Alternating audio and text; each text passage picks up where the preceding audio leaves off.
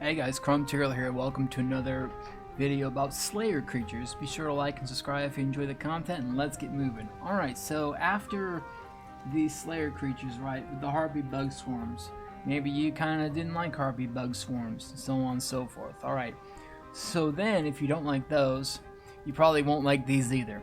But this is the next one in the setup.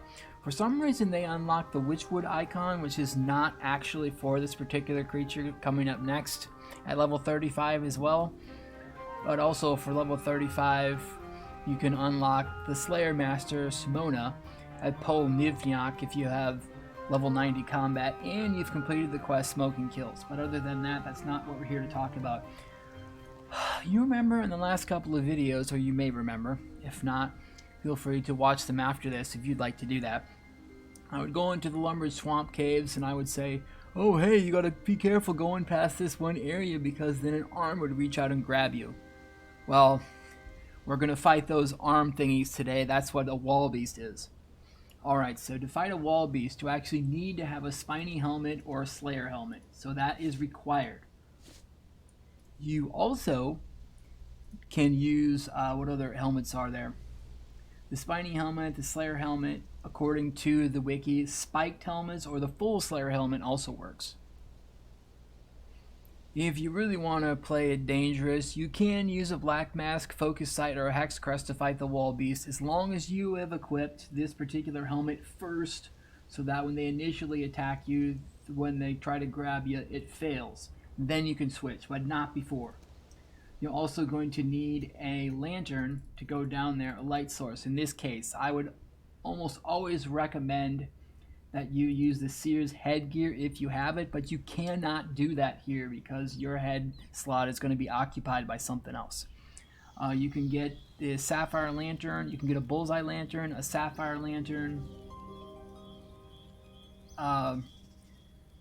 Sapphire lantern you're going to get from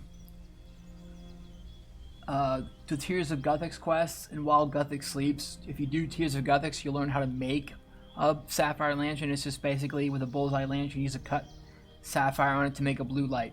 For the green lantern, the emerald lantern, that's the one you're going to use doing lunar diplomacy. It can be made the same way, only with an emerald instead of a sapphire. Alright, and then we go down here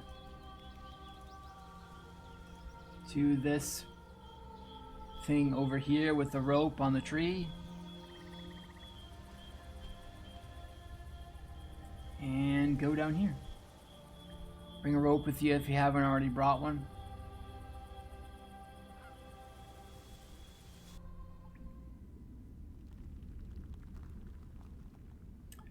And yeah, one of the first wall beast thingies is right over here. You just try to walk past here like you would normally do, and then it would try to grab you. Because of that, you can't, and then you can fight it.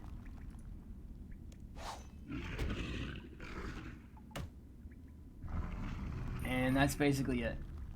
I got some precious components and I destroyed Grimy Marentil. Now, it's not going to do very much. What I would suggest is what the wiki suggests, which is to just exit here. And just climb up and back down, because that'll refresh the spawn, rather than having to run through all the other setups. Because of the fact that there's 7 of them here, but that is kind of time consuming to worry about, because then you have to run, whereas you can just go over here and climb the rope and climb back down.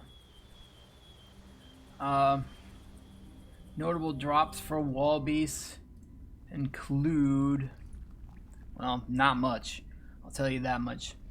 It's mostly herbs. Let's see, Hairlanders. Renar is pretty good. Renar's pretty good, but that's a 4 in 128 drop rate. And the Light Mystic Hat is a 1 in 512 drop rate. That's exceedingly rare. That's about 7k as of the recording of this video. And the Light Mystic Hat is the best drop that wall beasts have. So the drops are kind of bleh, icky. So I mean, I wouldn't suggest fighting these. If your Slayer Master assigns them to you, then you would go ahead. But otherwise, just use a higher level Slayer Master if you can, so you won't have to worry about it. Because this is not having to actually go back and forth. I know this is the most efficient. This is the most efficient way, but it's also the most one that's pain in the backside. Having to go back and forth just to get one to spawn doesn't really seem like a lot of fun to me.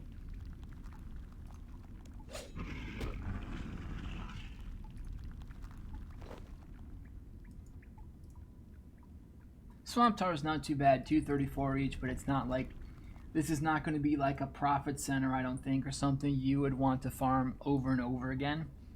Because to me, having to run back and forth isn't very fun at all. So, yeah.